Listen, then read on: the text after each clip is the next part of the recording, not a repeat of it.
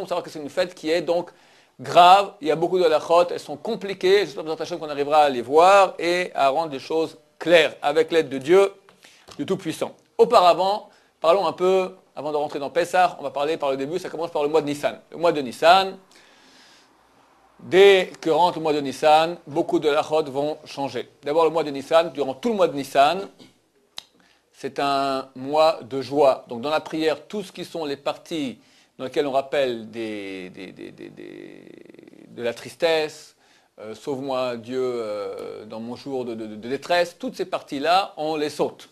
Je ne vais pas rentrer dans les détails maintenant parce que ce serait trop long, mais c'est marqué dans le Sidurim, toutes les périodes où on ne dit pas, il n'y aura pas de vidouille, il n'y aura pas de tachanoun, il n'y aura pas tzidkatra pendant Shabbat, pas Tiferet David, après la prière, etc., etc. Pourquoi? Parce que durant ce mois de Nissan, il y a eu, durant tout ce mois-là, ce sont des jours de joie, ou dans le passé, ou dans le futur. D'abord, les 12 premiers jours de Nissan sont les 12 jours pendant lesquels il y a eu l'inauguration du sanctuaire dans le désert. Et pendant ces 12 jours, chacun de ces jours-là, un président d'une des tribus juives a amené ses présents pour l'inauguration du sanctuaire. Le 13e jour s'appelle Isru Chag. Après toutes les fêtes juives, on a encore un jour qui est un jour de... C'est pas un jour de fête, mais c'est un jour où on ne dit pas Tachanou, c'est pas un jour de tristesse, c'est un jour où on ne jeûne pas, etc. Parce qu'on appelle ça Isru Chag. Isru Chag, c'est attacher la fête. Après Pessah, on a Isru Chag. Après Shavuot, on a Isru Chag. Après Sukkot, on a Isru Chag. Le jour d'après, on a seulement encore des habits shabbatiques. On peut faire des melachot, on peut faire des travaux qui sont interdits à Yom Tov, on peut les faire le jour de Isru Chag, mais on mange encore bien, on s'habille avec des beaux habits de Shabbat, les Chazim mettent encore un Streimel, parce que c'est un jour encore où on attache la fête. C'est pas on rentre du jour de fête, directement on rentre hop dans la vie quotidienne, le chol, on reste encore, on attache la fête. Isru signifie attaché, Assur signifie en hébreu interdit, on est attaché, tu es pas le droit de faire cette chose-là. Donc on attache la fête par cela. Alors, les 12 jours de fête, chaque fois qu'un homme amène un sacrifice au temple pour juste un jour de fête, il y a eu 12 jours pour les 12 présidents des 12 tribus. 13e jour, c'était le Isru Chag du 12e président. Le 14 du mois de Nissan, c'est la veille de Pessah. Les 7 jours de Pessah. Le lendemain de Pessah, c'est Isru Chag de Pessah. Et il reste encore 7 jours jusqu'à la fin du mois. Ces 7 jours, ce seront les 7 jours de l'inauguration, des festivités d'inauguration de la construction du 3e temple. Le 3e temple, il va être, c'est marqué qu'on a été sauvé au mois de Nissan, on sera sauvé B'ezrat Hashem cette année, sinon l'année prochaine B'ezrat Hashem cette année, on sera sauvé, le Mashiach viendra au mois de Nissan. Plus particulièrement, le Zohar dit, le 14, la veille de Pessah. D'où on apprend cela? Parce on sait que la Géoula dépend de Mechat Amalek. Lorsque le Amalek disparaît, là, c'est marqué que le trône de Dieu et le nom de Dieu seront complets, il y aura un dévoilement de Dieu, ça sera la Géoula. Ça dépend de la disparition de Amalek. Or, le verset dans lequel Dieu déclare la guerre à Amalek pour la génération, il dit comme ça, Kiyad al kes ya milchama l'Adonai ba Amalek midordor. Kiyad al kes ya. Dieu, il tend sa main en jurant que sur son trône, qu'il va faire la guerre pour toute génération contre Amalek. Kiyad, dit le Zohar. Yad, c'est quoi? Yud Dalet, 14. Que la guerre de Amalek, elle prendra fin le 14. Dieu a juré, c'est le 14. Le 14 du mois de Nissan, là, normalement, une bombe atomique qui tombe sur Amalek, et c'est terminé. Vient la Géoula. Alors, on devrait faire normalement les 7 jours de festivité pendant Pessah. On a une loi que En Marvi Simcha Besimcha. On ne peut pas mélanger une Simcha, une joie dans une autre joie. Tu as la joie de Pessah. Alors, c'est déjà, on est très content, le Mashiach est là, c'est la fête, etc. Mais on fait Pessah. Et après, on rajoute encore 7 jours de festivité pour l'inauguration du temple. On va tous aller au temple, on va danser, on va amener des sacrifices. Bon, au prochain, ça sera très très sympathique. Donc, en prévision de ces 7 jours qu'il y a après Pessah, ça nous fait tout le mois de Nissan qui est un mois de joie. C'est pour ça qu'on ne fera pas les parties tristes de la prière, comme je l'ai dit. On ne fera pas de jeûne collectif. Même si, Chas Shalom, il y a un malheur, Chas Shalom, menace sur Israël, alors on ne fait pas de jeûne collectif durant cette période-là, à moins les cas extrêmes où des prophètes viennent nous disent qu'il faut le faire, comme c'est le cas de Esther. Esther et Mordechai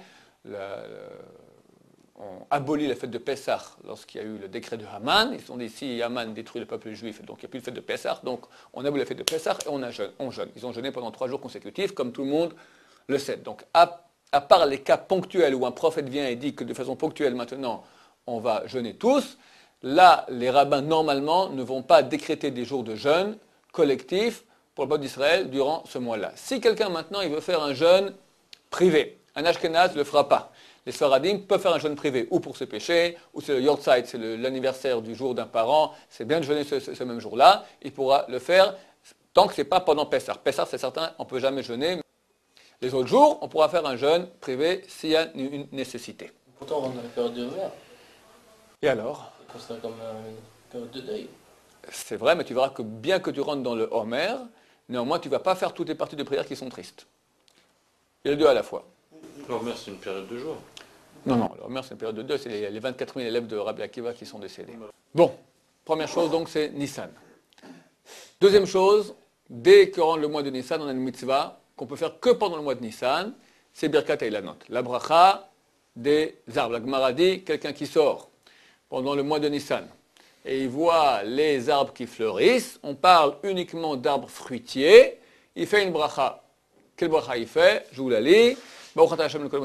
Asher lochiser beolamo klum, Dieu n'a rien manqué dans son monde, rien ne manque dans son monde.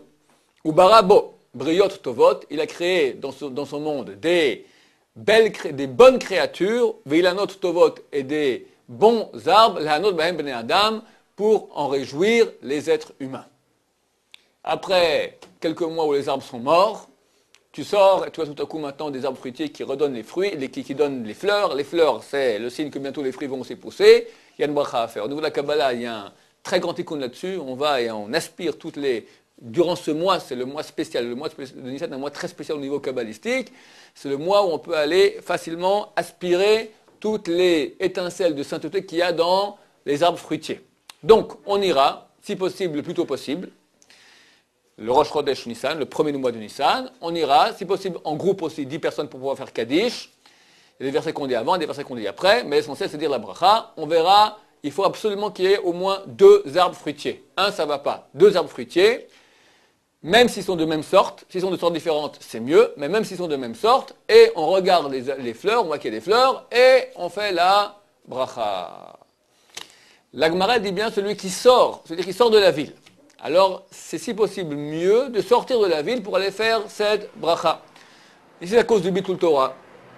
Alors, mieux vaut le faire dans la ville. Si quelqu'un sait qu'il va sortir durant le mois de Nissan, par exemple, Chol HaMoed, c'est une mitzvah de sortir avec la famille, tout ça, c'est la période de fête. Il sait qu'il va aller dans la campagne, là-bas il verra des arbres fruitiers, alors il n'est pas obligé de faire ça dès le début du mois de Nissan, il pourra attendre la fête quand il va sortir, et là il fera en famille, etc. Ils feront cette bracha. Est-ce qu'on fait cette bracha le Shabbat? Marloket. D'après la Kabbalah, non. Pourquoi? Parce que comme je dis, on aspire les étincelles de Kedusha. Alors on fait un birour, on fait une sélection. Une sélection, or on n'a pas le droit de sélectionner Shabbat, n'est-ce pas? Borer. Alors même que c'est un borer kabbalistique, c'est quoi borer? Borer, c'est trier, d'accord? On n'a pas le droit Shabbat d'enlever du bon du mauvais, si ce n'est pour le manger tout de suite. Là, vu qu'on fait aussi un tri entre les étincelles de sainteté et le reste, donc c'est interdit, d'après Kabbalah, de faire cette bracha le jour du Shabbat.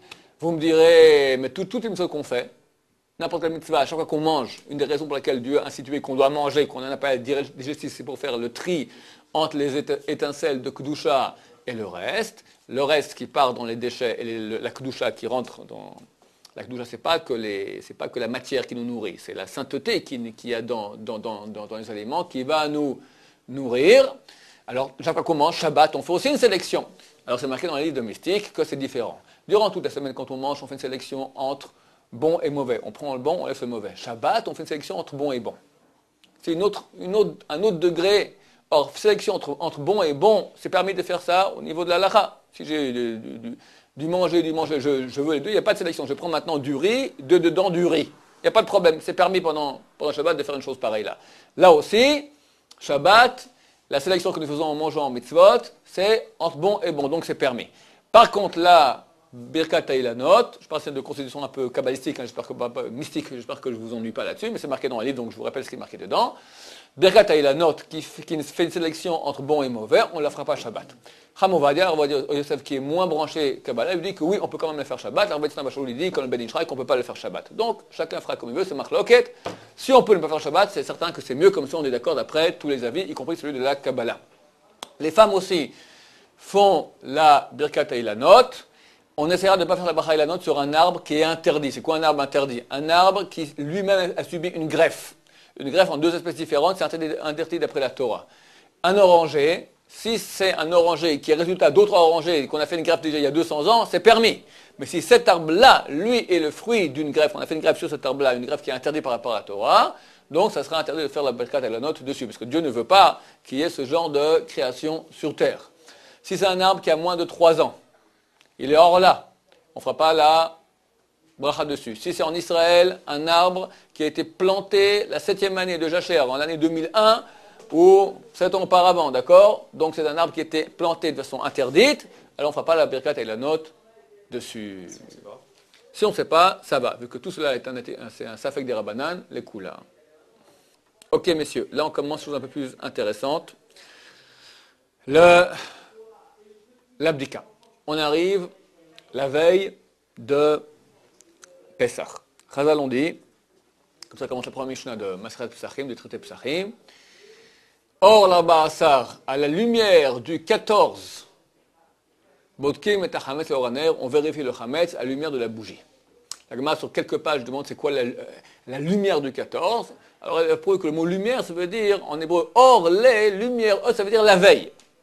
C'est pas une lumière, il fait tout noir. Quand l'obscurité rentre, alors on va commencer à faire la vérification à la bougie du Hametz. La Kabbale va dire pourquoi est-ce qu'on appelle ça lumière? Parce qu'il y a une grande lumière qui se dévoile à ce moment-là, le 14 au soir, et quand on va vérifier avec la bougie, le Hametz, durant de bonnes heures comme on va le voir dans notre maison, alors on reçoit une lumière extraordinaire, une lumière divine qui vient sur nous, qui est, pour ceux qui ont la chance, palpable. D'accord? Si on a beaucoup bossé sur Pessah, on sent ça. Si on n'a pas beaucoup bossé, on ne sent pas ça.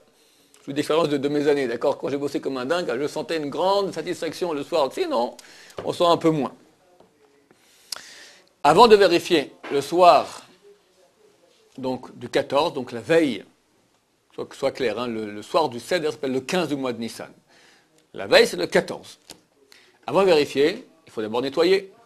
On commence au moins maintenant 2-3 semaines avant Pessah à bien nettoyer. Pour expliquer qu'est-ce qu'on doit nettoyer, qu'est-ce qu'on n'a pas nettoyé. Je vais faire un peu d'ordre là-dedans parce qu'il y a un très grand fouillis dans la tête des gens. Et c'est vrai que d'un côté, c'est marqué, Rabbeinu Hari, j'ai déjà expliqué que d'après la Torah, celui qui mange même 1 milligramme de Hametz pendant Pessah, il fait un interdit de la Torah comme s'il a mangé du porc. S'il a mangé kazaït, c'est un issour karet. Kazaït, c'est donc le volume d'une boîte d'allumettes, 28 millilitres. Millilitres, je dis bien ça en volume. Une boîte d'allumettes standard universelle. Alors si on a mangé ça en moins de 4 minutes pendant Pessah, on a transgressé interdit de karet.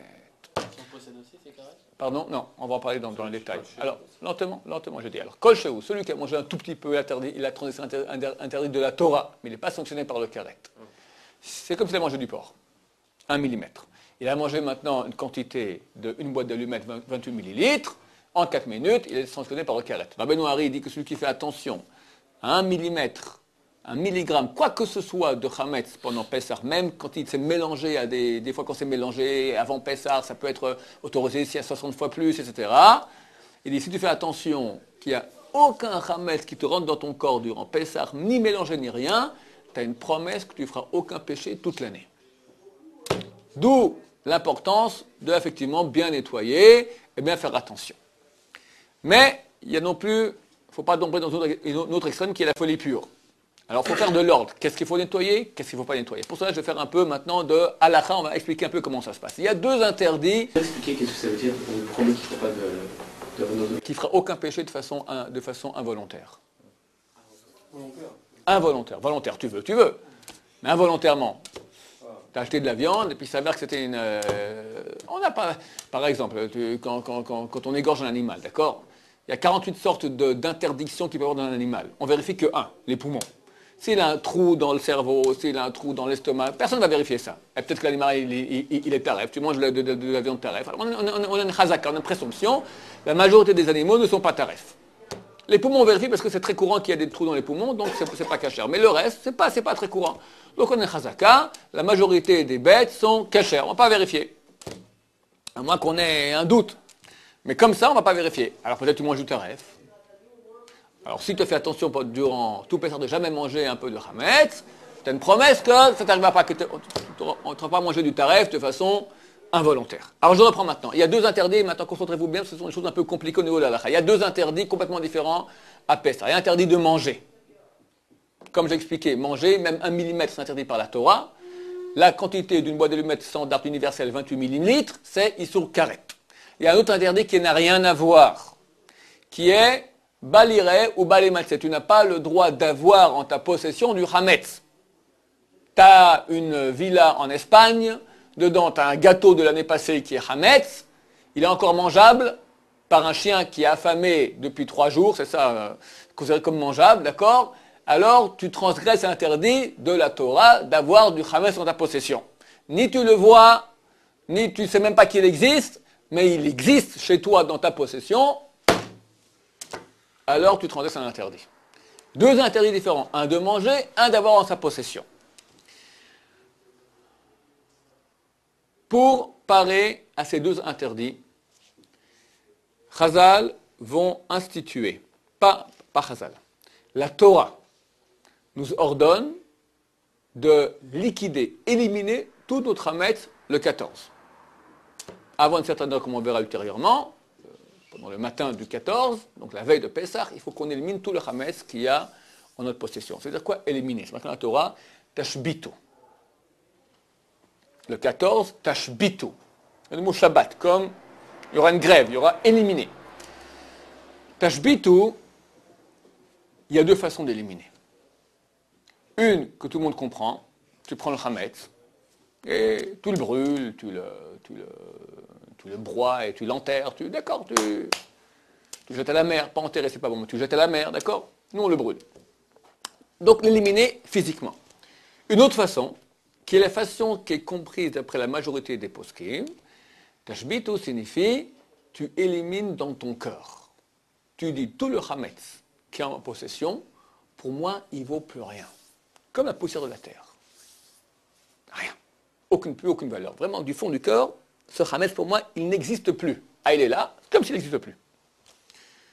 Ça, c'est la mitzvah de la Torah. Il faut qu'on n'ait pas de Hametz. Ou bien tu l'élimines physiquement, ou tu dis métaphysiquement qu'il n'existe plus.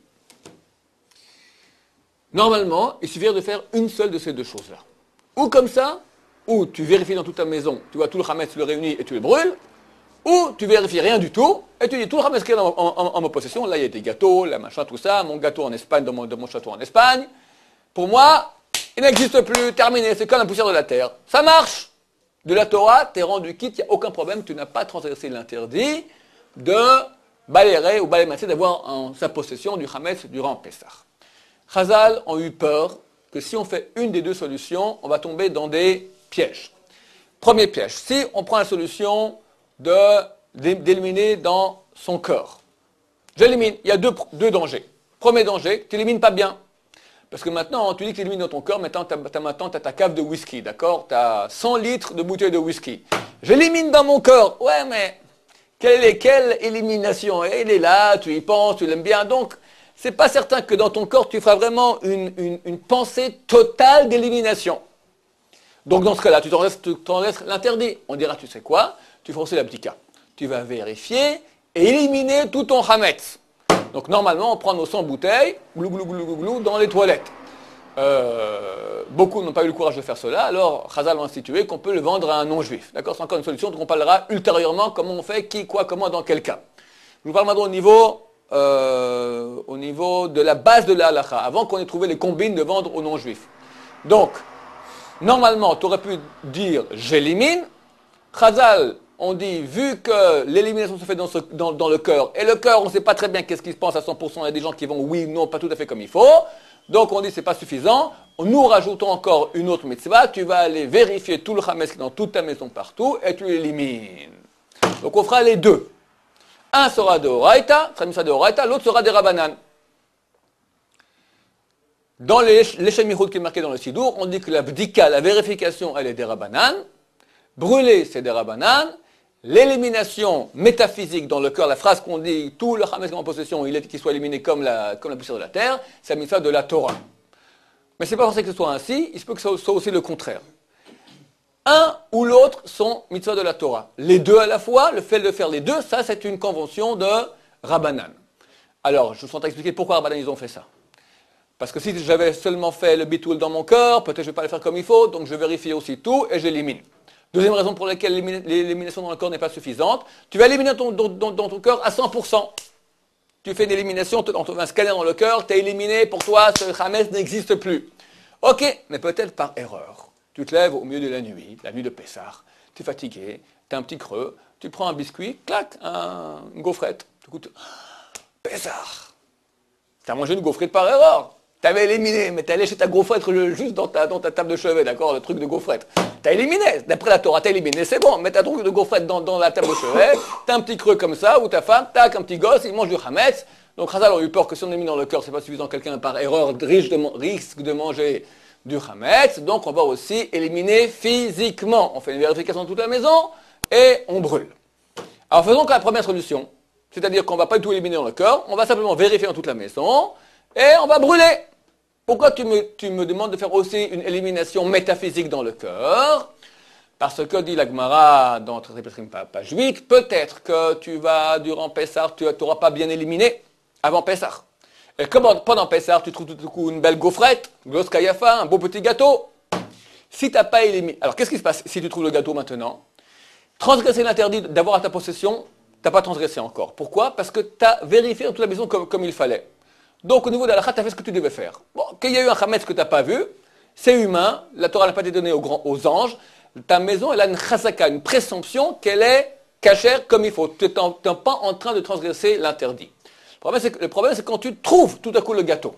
Qu'est-ce que tu dois faire? Vite le prendre, le brûler. Chazal en peur, quand tu regardes la petite gaufrette, tu dis, c'est un peu dommage de la brûler, j'attends encore 2 minutes. Et pendant ces 2 minutes que tu gardes dans la gaufrette, là, tu as du Hametz en ta possession. Tu transgresses l'interdit de la Torah d'avoir du Hametz en ta possession. Ce que tu l'avais avant, mais tu ne savais pas, c'est permis, parce que tu ne savais pas. Maintenant que tu sais et que tu ne dois pas immédiatement le jeter, tu transgresses l'interdit d'avoir du Hametz en ta possession. C'est pour cela que Chazal on dit, ça ne suffit pas de vérifier partout éliminer, il faut aussi éliminer métaphysiquement. Comme ça, si ta gaufrette, maintenant, même pendant Pessah, tu penses, oh la belle gaufrette, comme c'est dommage de la brûler, le fait que tu l'as éliminée, tu en as fait de la poussière de la terre avant la fête de Pessah, ça fait qu'effectivement, elle a un statut d'éliminée. Même si tu attends quelques minutes avant d'aller la brûler. D'accord? C'est pour cela que Chazal on dit que s'il ne suffisait pas de faire l'abdika, il fallait faire aussi l'élimination du cœur. Bon, j'arrête ici au niveau conceptuel compliqué. Le résultat, c'est bien simple. Il faut faire les deux. Alors, comment ça se passe? On va d'abord nettoyer très bien toute la maison pendant quelques bonnes semaines. Ça ne sert à rien de faire une vérification si tu en as plein partout. Le soir même, on fait une vérification avec la bougie. À la fin de la vérification, on élimine tout ce qu'on n'a pas vu. Il y a une partie qu'on ne peut pas éliminer, c'est ce qu'on garde pour demain matin. Demain matin, tu vas manger un petit déjeuner quand même, d'accord? Alors ça, tu le gardes demain matin, aussi pour le brûler. Donc tu as une petite partie que tu gardes, donc tu élimines que ce que tu n'as pas vu. Et le lendemain matin, tu vas brûler le Hametz, tu l'élimines physiquement, et après tu fais une élimination dans le cœur. Tu dis tout le Hametz que j'ai vu et que je n'ai pas vu, tout ce qu'il y a vu et pas vu, tout ça pour moi est considéré comme rien du tout, comme la poussière de la terre. Ça c'est en gros. Maintenant on va commencer à voir dans le détail. Alors, qu'est-ce qu'on doit nettoyer? Tout dépend quel interdit on veut éviter. Vu qu'il y a 2 interdits, celui de manger, celui d'avoir en sa possession, sont 2 interdits différents. Le nettoyage sera différent en fonction, est-ce qu'on est en train maintenant de nettoyer une région où il y a un risque qu'on mange du Hametz, ou une région où il n'y a aucun risque qu'on mange, mais on ne veut pas avoir en notre possession. Je m'explique. On n'a pas le droit de manger même 1 millimètre. Donc, tout ce qui est en contact avec ce qui peut arriver à ma bouche, devrait être complètement bien nettoyé à fond, le fond du fond qu'on puisse. Shulchan Aruch dit même on peut gratter les murs. À l'époque, ils colmataient un peu les brèches avec du Hametz, tu nettoies complètement. Pourquoi? On a peur qu'il y ait 1 gramme de chametz. Par exemple, les étagères sur lesquelles on met les assiettes, le marbre, l'évier, la table, le livre de halakha que tu prends chaque Shabbat pour dire, tu prends le chumash par exemple, pour dire un petit chidouche à tes enfants, et tu manges ta chalat, on a plein de hametz dedans, maintenant tu l'ouvres pendant Pessah, maintenant tu ouvres le livre, sans que tu fasses attention, tu as une petite miette minuscule qui tombe dans ta soupe pendant Pessah, ben elef lobatil, c'est un morceau de hametz qui tombe dans Pessah, dans un aliment, même s'il y a 1000 fois plus, ça veut dire 1 million de fois plus, tout est interdit, tout à la poubelle. Toi, tu n'es pas au courant, tu manges maintenant du hametz pendant le soir de Pessah, avec la matzah. Même la Haggadah avec la matzah qui est tombée. La Haggadah, ce qu'on fait, moi je fais attention, toutes mes Haggadot de Pessah, elles sont sur une étagère spéciale Pessah, tout là-haut, personne ne peut y arriver, d'accord? On ne descend pas une Haggadah de Pessah durant l'année quand tu manges du pain. Tu fais 10 mètres entre le pain et la Haggadah de Pessah. La matzah de l'année d'avant. Il n'y a aucun problème, la matzah elle est cachère, celle de l'année d'avant elle est cachère, hyper cachère, il n'y a aucun problème, elle n'est pas venue hametz en attendant. D'accord? Donc, le principe il est clair. Tout ce qui a risque d'arriver à ma bouche doit être nettoyé complètement. Le livre, tu nettoies page par page, comme ça. Tu sais quel livre tu vas prendre pendant Pessah. Il te faut un chumash, il te faut la Haggadah de Pessah, il te faut un livre de halakha, je sais pas, c'est n'importe quoi, Mickey Mouse, tu mets les Mickey Mouse après la Haggadah, ce que tu veux. Tu nettoies complètement bien partout, qu'il n'y ait pas 1 gramme millimètre de chametz. S'il y avait une miette qui tombait dans la marmite, toute la marmite est achetée? Ouais. On mange pas à Pessah dans ce cas-là. Hein? On n'a rien à manger à Pessah, quoi. Il y a une miette qui tombe. Ouais, c'est pour ça qu'il faut faire attention. Le nettoyage de fou, il est légitime parce qu'on a peur qu'il y ait une miette qui tombe. Donc, comment on nettoie? On nettoie intelligemment. On commence par le haut, après on descend vers le bas. C'est celui qui nettoie en bas, puis après il nettoie en haut. Alors toute la saleté du haut, elle tombe de nouveau sur ce que tu as fait en bas. Ça ne sert à rien de travailler 3 fois. D'accord? C'est des trucs tout bêtes. Les aliments que nous achetons pour Pessah, tu vas au marché, tu prends maintenant les sacs, d'accord, qui étaient au marché par terre, tu poses sur la table, sur le granit, le marbre de la cuisine. Qu'est-ce que tu as? Tu as cassé tout ton Pessah, parce que par terre, il n'est pas propre le parterre. Donc on pose par terre, on prend chaque pomme, on la met à sa place, tout qu'il n'y ait pas de contact, faire attention que tout soit... Parce qu'un petit gramme de hametz peut rentrer facilement dans la bouche si on ne fait pas attention aux endroits où on mange. Vous comprenez ce que je veux dire? À Pessah, on essaie de faire attention, quelque chose qui tombe par terre, ça va directement à la poubelle. Si c'est une cuillère, une fourchette, on a un évier spécial, là-bas, tac, qu'on met dans un baignoire, je sais pas, n'importe où on le rince avant de le mettre autre part. Parce que le parterre, il est hametz. Un parterre normal, à Pessah, il est hametz. D'accord? T'as les gens qui ont posé le hametz par terre, t'en as dans la rue, il y a un danger. Donc, encore une fois, il ne faut pas devenir complètement fou, c'est pas une psychose. Mais il faut faire attention. Parce que, comme je vous ai dit, si possible, celui qui ne mange jamais le hametz durant tout Pessah, il y a une promesse qui ne sera jamais... Il ne fera aucun péché involontaire. Et si on mange, on a transgressé l'interdit de la Torah. Ok. Par rapport à la halakha, ok, les pirouris maintenant, il n'y a pas de problème de balira et malimassé. Alors maintenant, j'arrive au deuxième point. Ça, c'est quand il y a un danger de manger. Il y a un autre interdit, celui d'avoir en sa possession.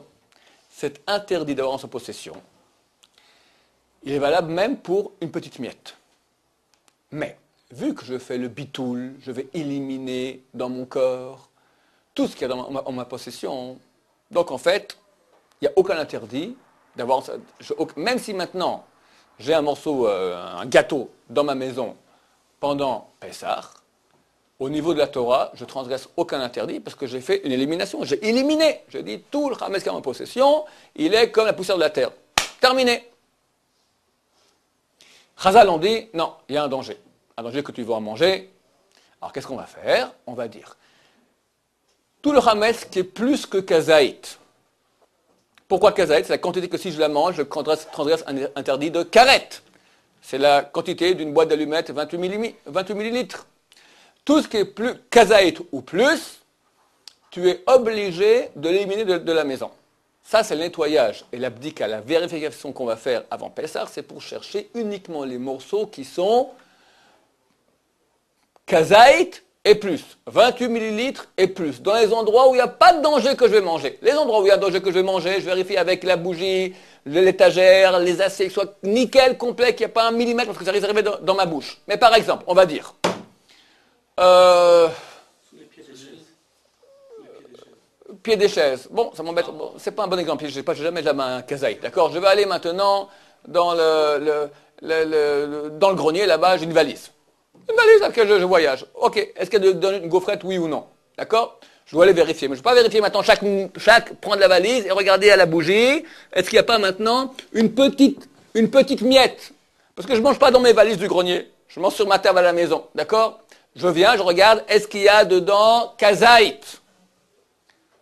Si je vois moins de kazaït, je suis obligé de le prendre et l'enlever. On ne va pas laisser maintenant, tu as un morceau de gaufrette qui fait moins de kazaït, tu ne vas pas le laisser, tu l'enlèves. Mais si maintenant, je ne sais pas s'il y a. Où il y a, parce que je dois aller chercher. Non. Je dois aller chercher. Parce que tout ce que je veux maintenant, c'est ne pas rentrer dans l'interdiction d'avoir en ma possession. En ma possession, je transgresse pas l'interdit parce que j'ai déjà fait le bitoul, j'ai déjà annulé avant la fête. Alors pourquoi maintenant je cherche tout ce qui est de kazaït? De peur que je mange. Chazal on dit de peur que tu manges, c'est que tu manges une quantité de karet. Alors pour cela que tout ce qui est moins de kazaït, pas besoin d'aller le chercher. À condition qu'il n'y ait pas de danger que tu l'avales. Je répète, dans les endroits où il y a danger que tu l'avales, même pour un millimètre, on va le vérifier. Mais les endroits où il n'y a pas de danger que j'avale. Par exemple, chaque juif orthodoxe, il a en moyenne chez lui à la maison 400 livres. Il aime bien manger ses gaufrettes durant toute l'année en lisant le livre.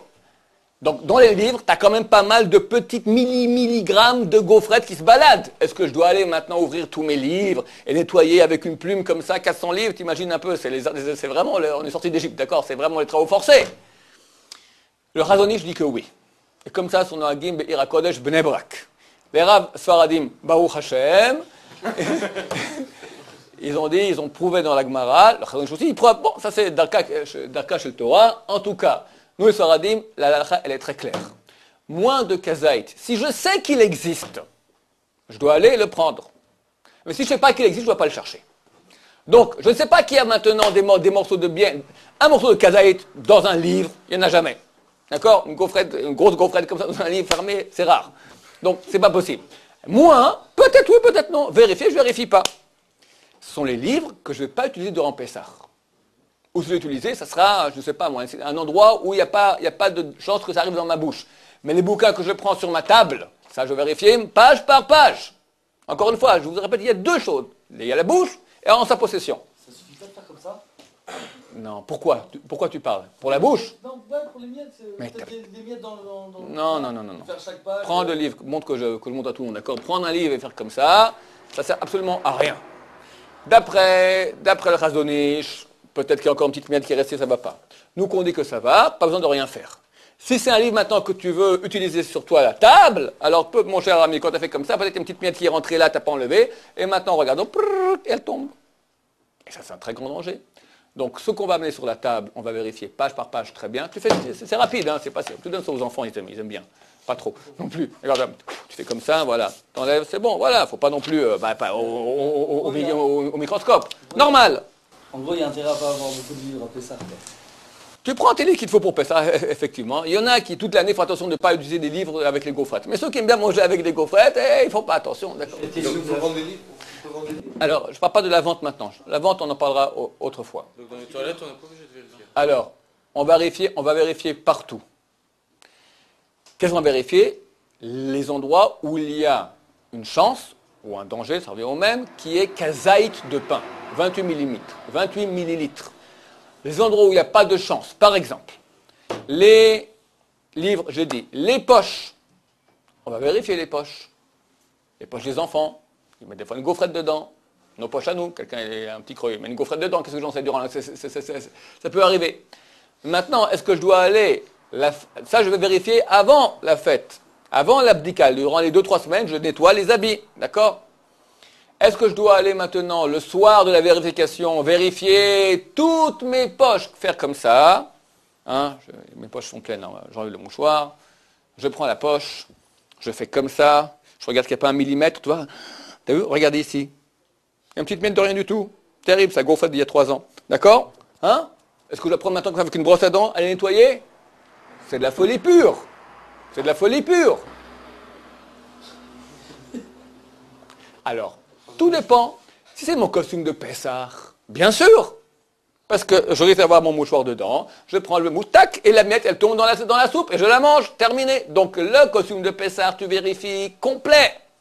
Là, très souvent, ça tombe ici, des miettes, tac. Si on a donné ça, si on a lessivé l'habit dans l'eau avec de la lessive, d'accord, alors c'est pas sous ma radicale, c'est-à-dire que c'est plus mangeable par un chien. Un chien ne mange pas un morceau de gaufrette qui est passé à la lessive, d'accord? Même s'il est très affamé, la définition, c'est un chien qui n'aime pas manger depuis 3 jours, d'accord? Il est affamé, hein? Ah, mais si tu as quand même une gaufrette qui est passée dans la machine à laver avec le produit, le détergent, immangeable. Donc, c'est pas Hametz. Le presser, le nettoyage à sec, il faudrait vérifier les poches. Voilà, absolument. Le nettoyage à sec n'enlève pas le Hametz. C'est tout à fait mangeable et même très bon. D'accord? Quoi de meilleur qu'une gaufrette qui est passée au nettoyage à sec? Donc, pour un chien qui a faim depuis 3 jours. D'accord? Donc, ça oui. Donc, les habits que je vais utiliser pendant Pessah, je vérifie complètement. Mais le reste, toute la garde-robe de madame, d'accord? Et les enfants. Et vérifier les poches des enfants et tout ça. Alors, tu vérifies avant Pessah qu'il n'y a pas kazaït. Et le soir même, tu refais comme ça. Même pas besoin de mettre, d'ouvrir, d'enlever la poche. Tu mets la main dans la poche. Tu sens qu'il n'y a pas kazaït, il n'y a pas une boîte d'allumettes de gaufrette, ça va.